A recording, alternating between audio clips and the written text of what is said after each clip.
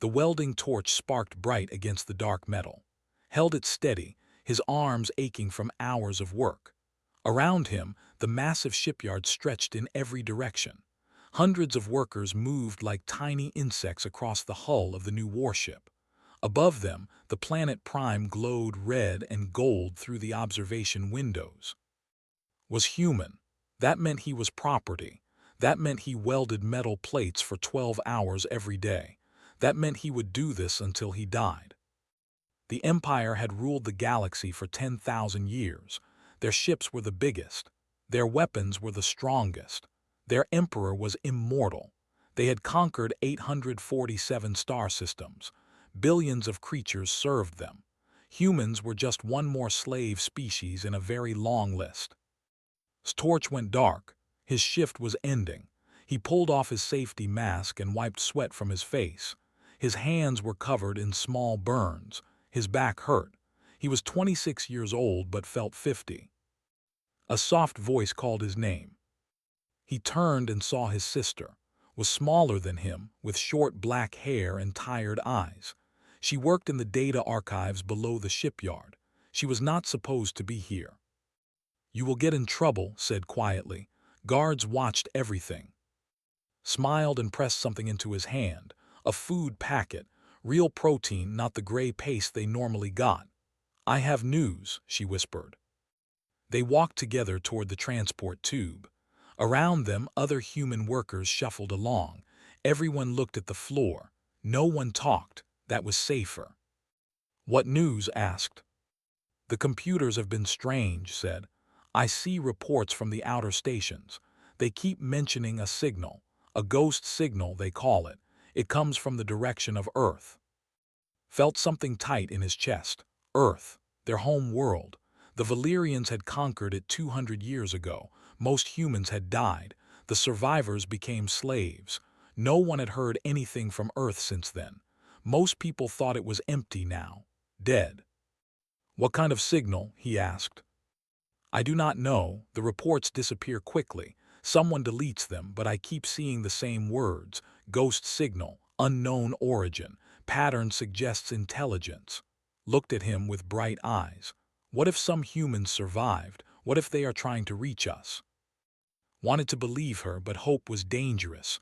Hope hurt more than burns. "Earth is gone, we must accept that." "Maybe," she said, "but something is happening, I can feel it." Far above them, in the command tower that floated at the center of the shipyard, Admiral H looked at the same reports. He was, which meant he was 3 meters tall with blue skin and 4 arms. He had commanded fleets for 800 years. He had destroyed planets. Nothing frightened him. "Sir," his assistant said nervously, "the outer rim stations report another detection. The ghost signal appeared again." "Where?" H asked. His voice sounded like grinding rocks. "Sector 447, near the human home system." H laughed. It was a harsh sound. "Humans, the weakest species we ever conquered. They die if you push them too hard. They live only 70 years. Their weapons were toys. Their ships were slow." He waved one hand. "Ignore it. Probably just radiation from their dead world." "Yes, sir," the assistant said, but he looked worried. H dismissed him. The admiral turned to look at the planet below. Today was special. Emperor was celebrating. 10,000 years of rule. 10,000 years of conquest. The celebration would last for weeks. On the surface of Prime, the parade had already started. Millions of soldiers marched in perfect lines. Thousands of ships flew overhead. Their engines roared loud enough to shake buildings. Giant screens showed Emperor standing on his throne. He looked young and strong, though he was older than most civilizations. "My empire," the Emperor's voice boomed across the planet. "Today we celebrate our eternal power. No force in this galaxy can challenge us. No enemy can stand against our might. We are supreme. We are forever." The crowd cheered. Humans in the slave quarters heard it too. They did not cheer. They stayed quiet and hoped to not be noticed. And made it back to their tiny room. It had 2 beds and one small window that showed the shipyard. They shared the space with 4 other humans. Everyone was out working. "Eat," said, pointing to the food packet she had given him. Opened it, real meat. He could not remember the last time he had real meat. "Where did you get this?" "I traded information," said. "I helped an officer find old battle data. He paid me." "That is dangerous," said, but he ate anyway. He was so hungry. They sat together by the window. The shipyard lights sparkled like stars. Construction never stopped. The Empire always needed more ships, more weapons, more ways to control the galaxy. "Do you remember Earth?" asked quietly. "You were 6 when they took us. I was only 4. "I remember green," said. "Trees, I think, and rain, real rain, not the recycled water here." He closed his eyes. "I remember Mother's voice. She sang to us." "I wish I remembered more," said sadly. They sat in silence. Outside, the celebration continued. Fireworks exploded in the sky. The Emperor's face smiled down from every screen. Far away, at the edge of the star system, something happened. The sensor stations detected it first. Space itself seemed to ripple, like throwing a stone into still water. A technician at Station Gamma 7 stared at his screen. The numbers made no sense. Energy readings were impossible. Mass calculations were wrong. He reached for the communication button. "Command, this is Gamma 7. We have a major anomaly. Something is appearing at grid reference." His screen went white. Every alarm in the station began screaming at once. Across the entire star system, every ship, every station, every defense platform detected the same thing. Something massive had just appeared. Not arrived. Not jumped from hyperspace. It simply appeared as if it had always been there and reality just now noticed. In the command tower, Admiral H stood up so fast his chair fell over. His 4 hands gripped the console. "What is that?" he demanded. His officers scrambled at their stations. "Sir, we do not know. It is big, very big. Sensors cannot get accurate readings." "Show me," H ordered. The main screen changed. It showed the edge of the system. And there, hanging in space like a piece of art, was a ship. But calling it a ship was like calling a sun a candle. It was enormous, 40 kilometers long. It looked like crystal and metal had somehow merged together. It glowed with soft blue light. Its shape hurt to look at, as if it existed in more dimensions than 3. "What kind of ship is that?" H whispered. No one answered. No one knew. In their small room felt something strange, a warmth in his chest, a pull like something was calling him. He looked at. Her eyes were wide. "Do you feel that?" she asked. "Yes," said. "What is it?" The alarm started then, loud and urgent. The emergency lights began flashing red. A voice boomed through every speaker in the shipyard. "All personnel to battle stations. Unknown vessel detected. This is not a drill. All personnel to battle stations immediately." And looked at each other. Then they looked out the window at the stars. Somewhere out there, something had arrived. Something that made the eternal empire sound the alarm. Something was about to change everything. The mysterious ship hung in space like a dream. It did not move. It did not send signals. It simply existed, and its existence was impossible. Admiral H stared at the screen. His 800 years of military experience meant nothing. He had never seen anything like this. The ship's surface seemed to shift and change. Sometimes it looked solid. Sometimes it looked like light. His sensors gave different readings every second. "How did it get here?" he demanded. His chief science officer was a thin creature with too many eyes. She typed frantically at her console. "Admiral, it did not use hyperspace. It did not use any jump drive. It did not travel here. It just appeared. One moment empty space. Next moment that." "That is impossible." "Yes, sir, completely impossible, but it happened." H turned to his weapons officer. "How many ships do we have in the home system?" 3,214 warships, sir, including 72 dreadnoughts. The entire home fleet." Good, H stood tall, his 4 arms crossed over his chest. Send them all, surround that ship. If it does not respond to our hails, destroy it. Across the system, thousands of warships began to move. Their engines burned bright as they turned toward the mysterious vessel. It took them 30 minutes to form a complete sphere around it. 3,000 ships, all pointing their weapons at the crystal ship in the center. On the surface, Emperor watched from his throne. His celebration had stopped. He did not like surprises. "What is this thing?" he asked his advisors.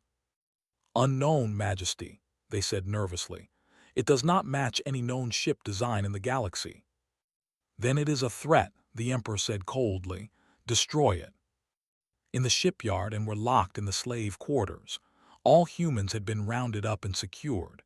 Guards stood at every door.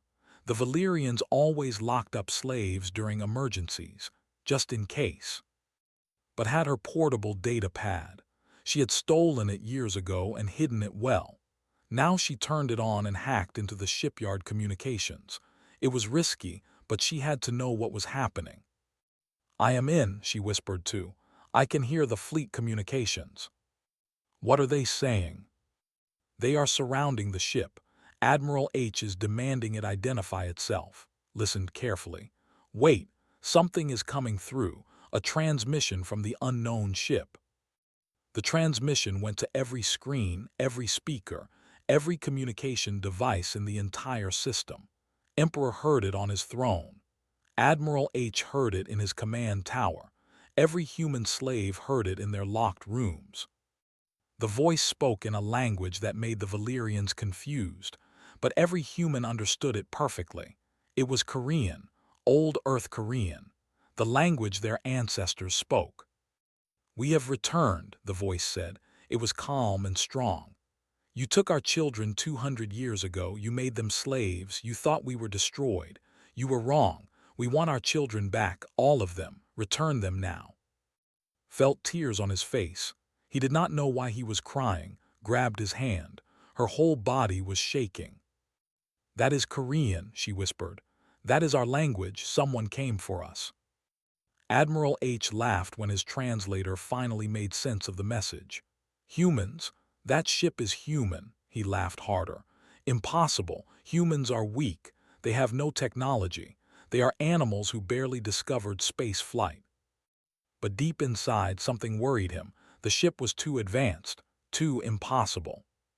"Send a response," he ordered. "Tell them they have one chance to surrender. If they do not, we will atomize them." The message was sent. The crystal ship did not reply. "Fire a warning shot," H said. "Let them see our power." A dreadnought fired its main cannon. The beam was strong enough to crack a moon. It hit the crystal ship directly. The light was so bright it could be seen from the planet below. When the light faded, the ship was still there, completely undamaged, not even a scratch. The beam had hit it and done nothing at all. H's confidence cracked a little. "How?" "Shields, sir. Very powerful shields, but everything has a limit." "Then break them," H ordered. "All ships, full power, fire everything." 3,000 warships opened fire at the same time. Missiles, beams, plasma cannons, kinetic weapons. Enough firepower to destroy a planet. Enough energy to light up the whole system. The attack lasted for 60 seconds. Then silence. The crystal ship floated peacefully in the center of all that destruction. Nothing had touched it. Not one weapon had left a mark. Inside the ship, Captain Jin stood on the bridge. He was human but different from the slaves below. He stood taller. His eyes glowed with soft light. Around him, his crew worked at stations that looked more like art than technology. "Captain," Lieutenant said from the weapons console. She was young, but her voice was steady. "They have stopped firing. I think they are scared now." "Good," Jin said quietly. "Fear makes people think. Wu, how are the engines?" From engineering, Wu's voice came through. He sounded excited. "Engines are perfect, Captain. The quantum fold is stable. We can go whenever you want." "Not yet," Jin said. He touched a crystal panel on his chair. Open a channel, all frequencies. I want everyone to hear this. The channel opened. Jin's voice went to every corner of the Empire. Every ship, every station, every planet. Everyone heard him speak. I am Captain Jin of the human vessel Remembrance. 200 years ago, you attacked our home. You killed billions of our people. You took our survivors as slaves. You thought you had won. You thought humans were weak and stupid and easy to control. He paused. You were wrong about everything. Emperor stood up from his throne. Who is this insect? Jin continued. We gave you a warning. We asked for our people back. You shot at us. That was a mistake. You had your chance. Now you will see what humans became while you thought we were gone. Destroy that ship, the Emperor screamed. Use the planetary defense weapons. Use everything. The massive weapons on Prime began to charge. They were designed to destroy invasion fleets. Each one could kill 1,000 ships. On the Remembrance, Jin looked at, show them. His hands moved across her console. Yes, Captain, activating pulse system. The Remembrance glowed brighter. The light grew and grew until it hurt to look at. Then, like a wave spreading across water, a pulse moved out from the ship. It was invisible, but every sensor detected it. It moved at the speed of light, spreading across the entire system in seconds. When the pulse hit the warships, they stopped. Just stopped. Engines went dead. Weapons turned off. Life support switched to emergency mode. 3,000 ships became floating metal coffins in an instant. Admiral H grabbed his console as the lights in his command tower flickered and died. Emergency power came on, but nothing worked right. What happened? What did they do? His science officer stared at her screen in horror. Admiral, they did something to our ships. The pulse disabled everything. Engines, weapons, shields, everything. But they did not destroy us. They just turned us off. On the planet, the defense weapons went silent. Their targeting systems were dead. The Emperor's palace lost power. Across the capital city, lights went out. Ships fell from the sky as their engines failed. They crashed into buildings and streets. In the slave quarters, the locks on the doors clicked open. The lights were still on. The humans' data pads still worked, but every device had stopped. Stood up slowly. What is happening? Looked at her data pad. She was crying and smiling at the same time. They did it, that ship. They disabled the entire fleet, all of it. In 1 second, everything just stopped. How is that possible? I do not know, but that ship is human. It came from Earth. It came for us. She grabbed his arm. After 200 years, someone finally came for us. Outside their window, they saw ships falling from orbit. They burned as they fell, but none of them exploded. It was like someone had just turned them off and let gravity do the rest. The Remembrance sent another transmission. Jin's voice was calm, almost sad. You had your warning. You chose violence. Now you will learn what happens when you wake up something that should have stayed asleep. But we are not like you. We will not kill helplessly. We are here for one reason only. He paused. We have come to take our people home. Something else began to happen, something impossible. Every human in the system felt it, a warmth in their chests, a gentle pull, gasped as he felt it grow stronger. What is this? I do not know, but it feels good. It feels like hope. Around them, other humans were feeling the same thing, and they were starting to glow, just a little bit, a soft blue light that came from inside their bodies. The Valyrians saw it and panicked. Their weapons would not work, their ships were dead, and now the slaves were glowing. Admiral H watched from his darkened tower as something beautiful and terrible began to happen across his empire. He finally understood. Humans had not been destroyed. They had been set free, and they had spent 200 years becoming something the Empire could never fight. We are doomed, he whispered. The glow from his chest grew stronger. It did not hurt. It felt warm, like standing in sunlight. Around him, every human in the shipyard was glowing the same way. The blue light made their faces look peaceful. For the first time in 200 years, humans were not afraid. "What is happening to us?" asked. His voice sounded strange, distant. Touched her chest where the light came from. "I think they are calling us home." The guards tried to stop it. They pointed their weapons at the glowing humans. They pulled their triggers. Nothing happened. The weapons would not fire. One guard tried to grab a human worker.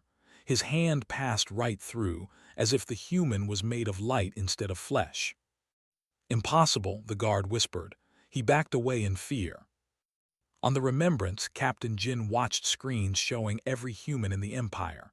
Millions of faces, old and young, workers and children, all of them slaves, all of them glowing with the recall signal. Jin said to his weapons officer, "Status report." Was a serious man with gray hair. He had been a soldier in the old war 200 years ago. Now he was something more. "Recall signal is active across all 847 systems, Captain. Every human is receiving it. No interference from technology. Their jamming systems are useless." "Good." Jin turned to another crew member. "Na, are the receiving bays ready?" Na was a woman who looked barely 20 but was much older. She smiled. "Ready, Captain. We can receive all of them at once." "Then let us bring our people home." Jin touched his console. His voice went out across the Empire again. This time he spoke only to humans. Every slave heard him in their minds, not their ears. "Brothers and sisters," Jin said, "you have suffered for so long, you have been alone and afraid, but you were never forgotten. We left Earth after the conquest. We spent 200 years changing, learning, becoming something new. We did this for you. We did this to come back. Do not be afraid of the light. Let it take you. We are bringing you home." Felt the pull grow stronger. His feet left the floor. He was floating. Next to him was floating too. She reached for his hand and he grabbed it. They held tight to each other as they rose higher. All over the shipyard, humans were floating upward. The guards watched in shock. Some tried to pull them down. Others ran away in panic. Nothing they did mattered. The humans were leaving. "I am scared," said. "Me too, but look," pointed at the window. Through the darkness of space they could see the Remembrance. It was glowing so bright now it looked like a small sun. "That is where we are going." "Home," whispered.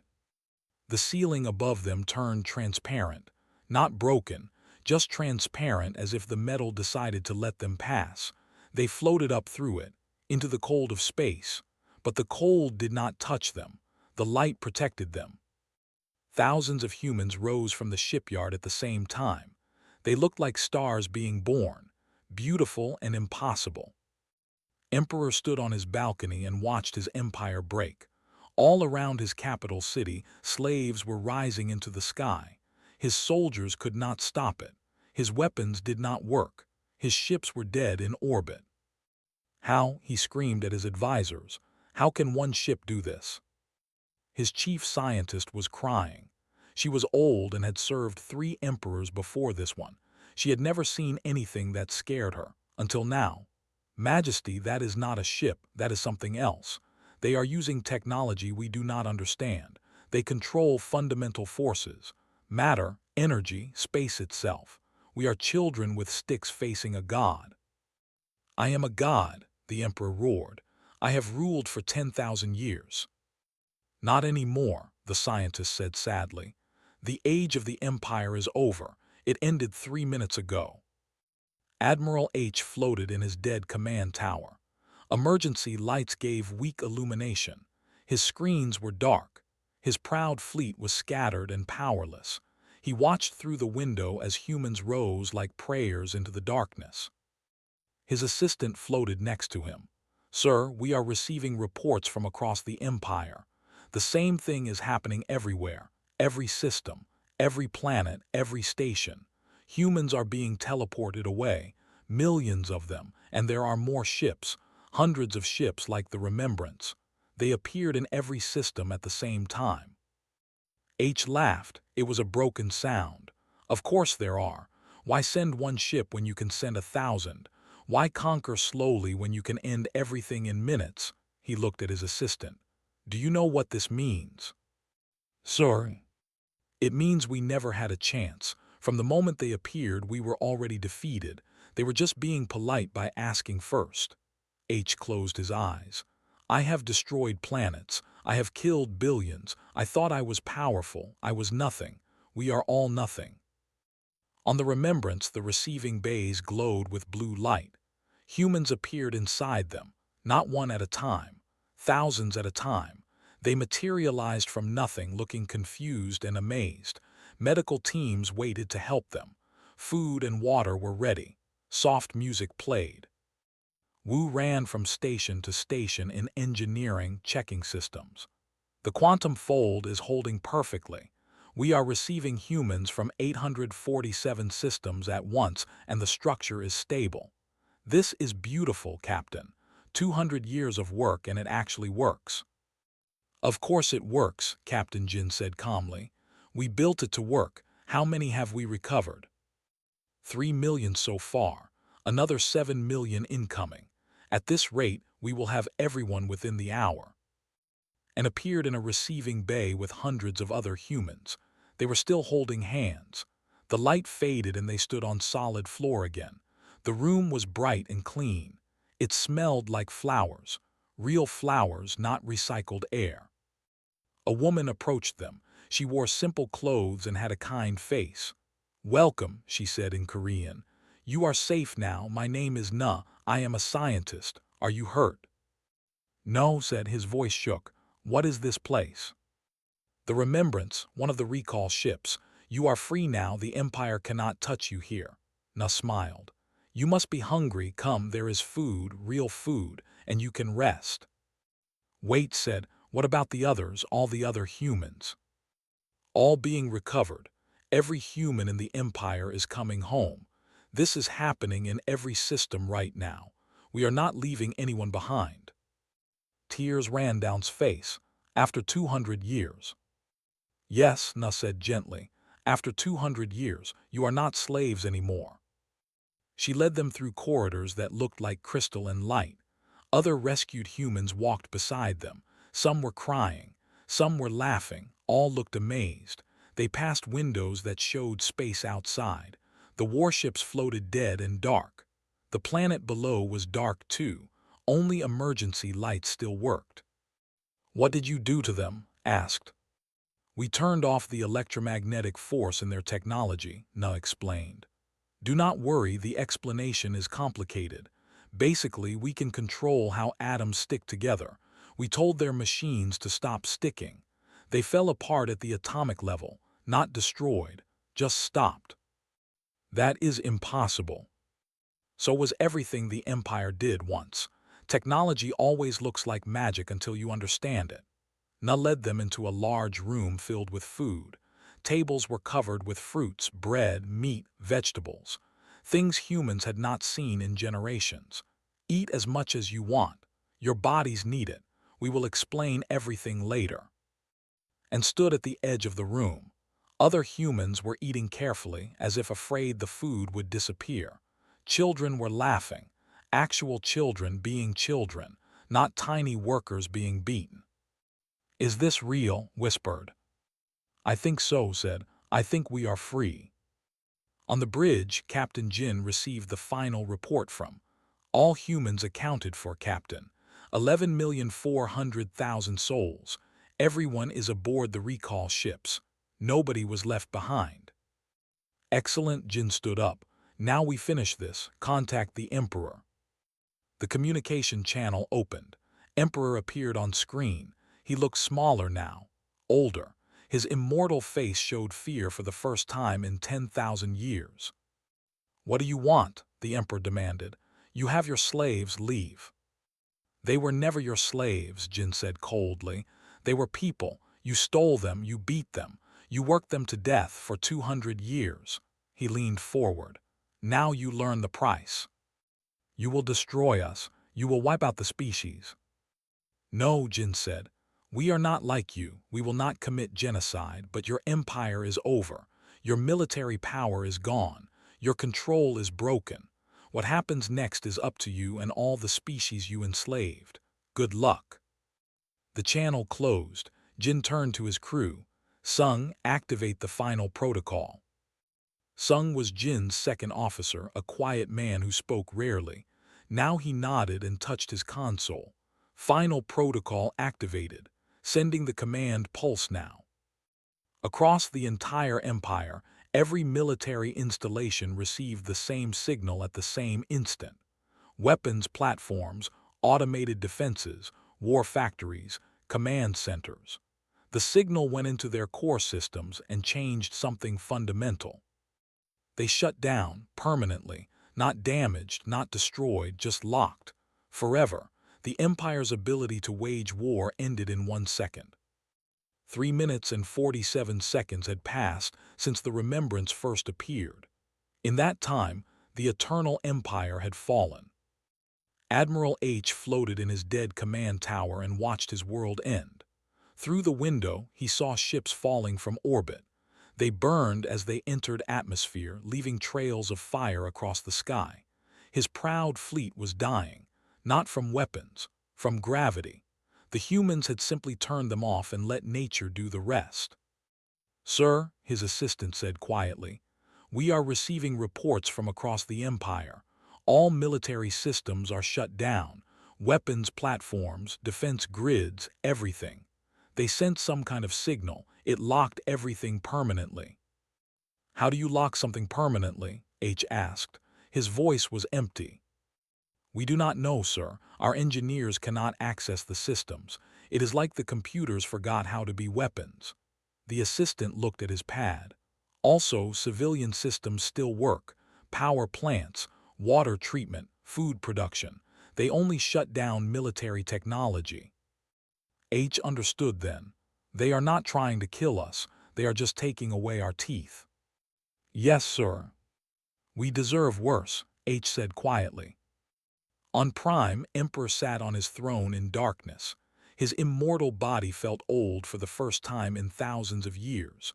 Around him, his advisors whispered in panic. His empire was broken. His soldiers were helpless. His slaves were gone. "What are your orders, Majesty?" his general asked. "Orders?" the Emperor laughed bitterly. "What orders can I give? Our fleet is scrap metal, our weapons are dead, and somewhere out there 11 million humans are safe on ships we cannot touch." He stood up slowly. "There are no orders, the Empire is over." "But Majesty, we can rebuild, we can." "Rebuild what?" the Emperor shouted.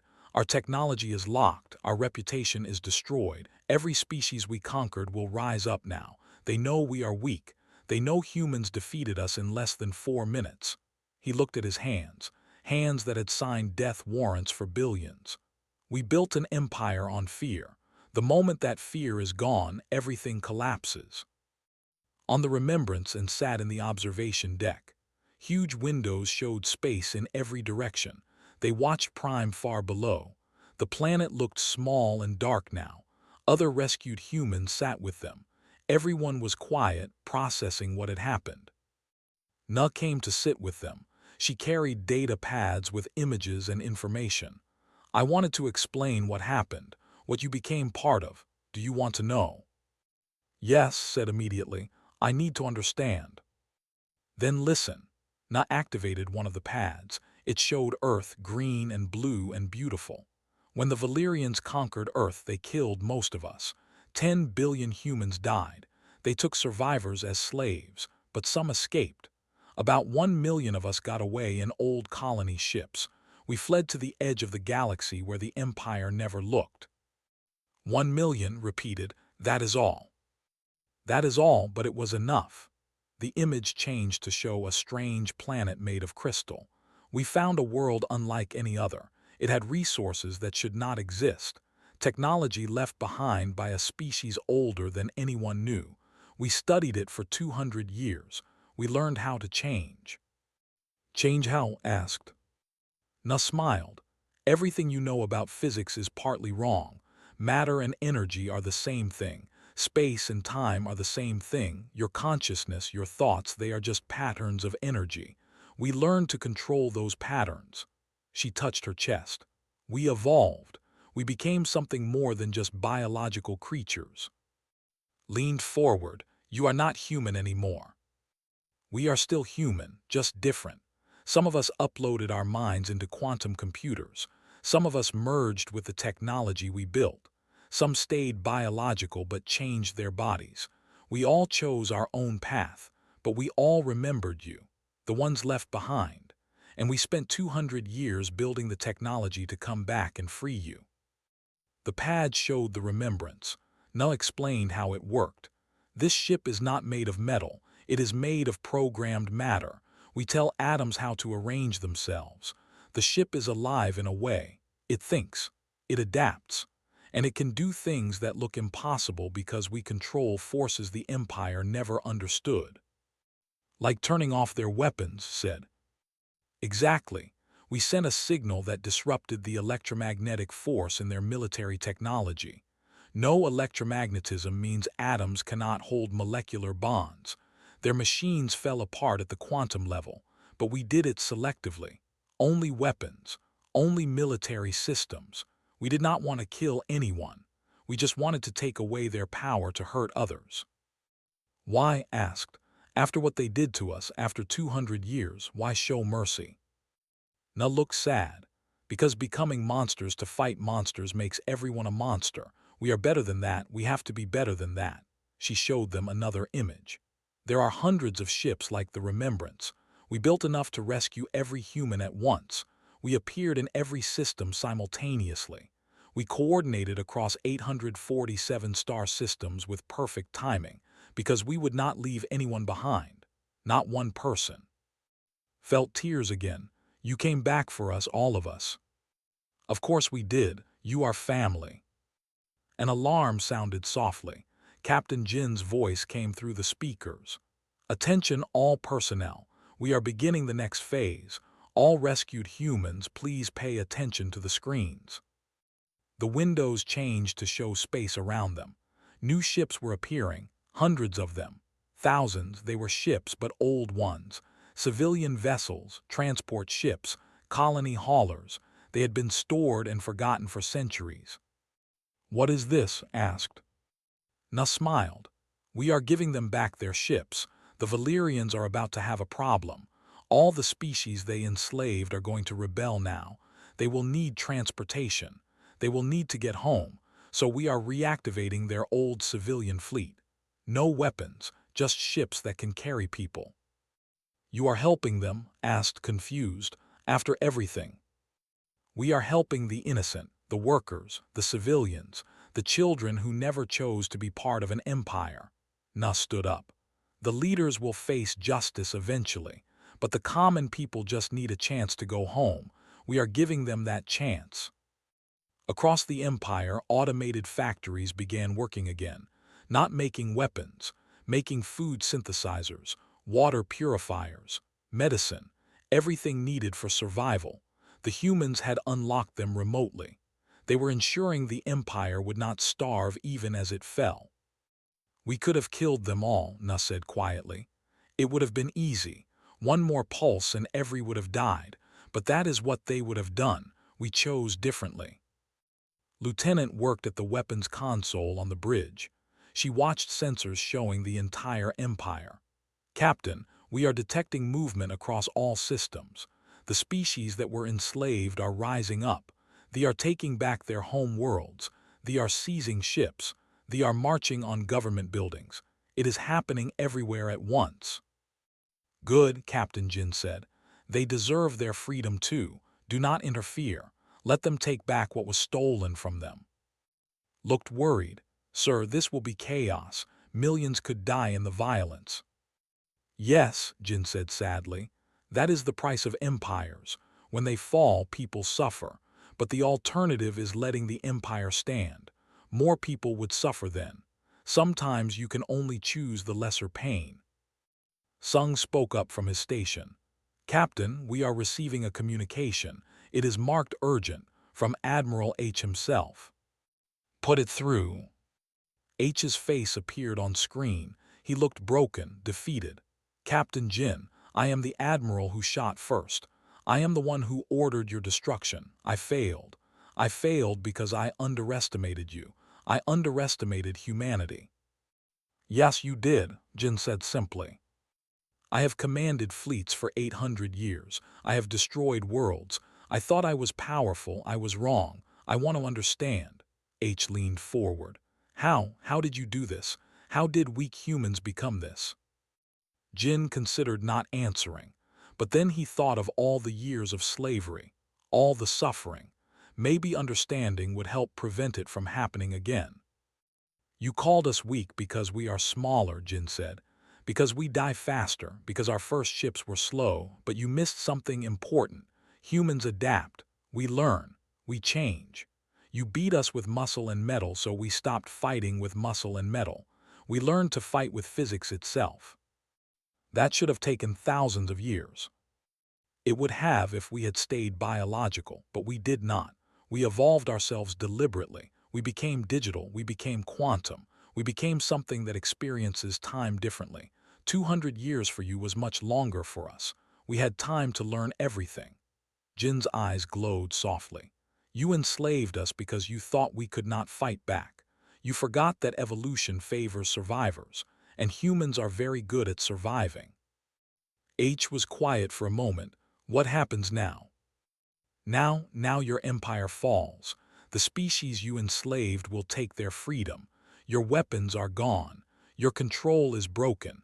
You will have to learn to live as equals with everyone else. It will be hard. Many of your people will suffer, but that is the consequence of building power on the backs of slaves. And humanity. We go home, we take our people back to Earth, we rebuild, and we watch. We will be watching, Admiral. If anyone tries to build another empire like yours, we will come back, and next time we will not be merciful." The channel closed. H sat alone in his dark tower. Far below, he could see his capital burning, not from human weapons, from revolution. The empire was tearing itself apart. "We deserve this," he said to the empty room. "We deserve all of this." In the observation deck, held hand and watched the stars. Somewhere out there was Earth, home, a place he barely remembered but suddenly missed desperately. "We are going home," he whispered. "Yes," said, "finally we are going home." 3 days passed. The Remembrance and its sister ship stayed in orbit around Prime. Below, the Empire continued to fall apart. Revolution spread like fire across 847 systems. Species that had been enslaved for centuries were finally free. It was beautiful and terrible at the same time. Stood in a medical bay while doctors examined him. They were human but different. Their eyes glowed with soft light. Their movements were too smooth, too perfect. They had evolved beyond normal biology. "You are healthy," the doctor said. Her name was Doctor. "Considering 200 years of slavery, your people are remarkably strong. Humans are stubborn about surviving." "What happens now?" asked. "We are free, but what do we do with freedom?" "That is what Captain Jin wants to talk to you about, all of you. He has called a meeting. Everyone who was rescued should attend." Doctor smiled kindly. "You have choices to make." The meeting was held in the largest bay on the ship. 11 million humans gathered there. The space should have been too small, but the ship's technology bent space itself, making the room bigger on the inside than outside. Everyone fit comfortably. Captain Jin stood on a platform where everyone could see him. His crew stood with him. Wu, Na, Sung. They all looked human but moved like living light. "Brothers and sisters," Jin began. His voice was warm. "You are free. The Empire cannot touch you anymore. You are safe. But now you must decide what comes next. You have 3 choices." The crowd went silent. Everyone listened carefully. "Choice 1, Jin said. You can join us, become like us. We can teach you to upload your consciousness into quantum computers. You will become digital beings. You will live for thousands of years. You will be able to control matter and energy. You will explore the universe in ways biological beings cannot. It is not easy. The process takes time, but you will become more than human. You will become what we call ascended." Screens showed images of the process. People lying in pods as their minds were uploaded. Their biological bodies left behind as their consciousness moved into machines that thought faster than light. Choice 2, Jin continued. You can return to being biological humans. We will take you to a new colony world. It is beautiful, green and blue like Earth was. We have prepared everything you need. Food, shelter, medicine. You can live normal lives, raise families, grow old naturally, die naturally. You will be protected. We will watch over you, but you will be human as humans were meant to be. More images showed a paradise world, forests and oceans, simple houses near rivers, children playing in fields. Choice 3, Jin said. You can go back to Earth. We have spent 200 years restoring it. The damage from the war is healed. The forests have grown back. The oceans are clean. The cities are rebuilt. Earth is ready for people again. If you choose this, you go home, to the actual home our ancestors knew. The final images showed Earth. Blue skies, green lands, tall buildings made of crystal and metal, ancient and modern mixed together. It looked like a dream. These are your choices, Jin said. You have 1 week to decide. There is no wrong answer. Whatever you choose, you are family. We will always protect you, always help you. You were never forgotten. You will never be abandoned again. The crowd erupted in noise, people talking, crying, debating, and found a quiet corner to think. What will you choose? Asked his sister. Looked at her hands. I want to know everything. I want to see everything. The universe is so big and I have seen so little of it. I think I want to ascend to become like them. She looked at him with tears in her eyes. But that means leaving you, if you choose to stay biological. Felt his heart break.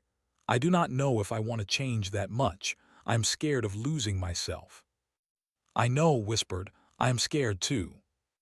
They sat together in silence, both wrestling with the hardest choice they had ever faced. Meanwhile, on Prime, Emperor was brought before Captain Jin. The meeting happened in a small room on the Remembrance, just the two of them. The immortal Emperor and the human who had destroyed his empire in less than 4 minutes. You came to kill me, the Emperor said. He sounded tired. No, Jin said, I came to judge you. Then judge me. I am guilty of everything. I enslaved billions. I destroyed worlds. I thought I was a god. I was wrong. Jin studied the Emperor carefully. You have ruled for 10,000 years. You have lived longer than most civilizations. You did terrible things, but you are not unique. There have been empires before yours. There will be empires after. The cycle continues because people forget pain too easily. Then what is my punishment? Jin reached into his pocket and took out a small device. This is a medical inhibitor. It will turn off the treatments that keep you immortal. You will age naturally again. You will die in maybe 50 years, maybe 60 if you are lucky. The Emperor stared at it. You are making me mortal. Yes, and you will spend those years here, on Prime, watching the species you enslaved rebuild, watching them create new societies, watching them succeed without you. You will live long enough to see that the empire was not necessary, that people can be free and prosper.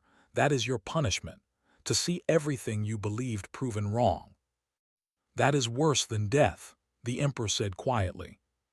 Good, Jin replied. Maybe you will learn something. He pressed the device against the Emperor's arm. It beeped once. The Emperor gasped as he felt his immortality drain away. His body suddenly remembered what aging felt like. His joints hurt. His eyes felt tired. 50 years, Jin said. Use them wisely. The Emperor was escorted off the ship. He looked smaller as he left. Just an old man now, facing the consequences of his choices. Back in their corner and were visited by Na. She sat with them and smiled gently. Have you decided? Not yet, said. It is hard. I know. Can I tell you something that might help? Na waited for them to nod.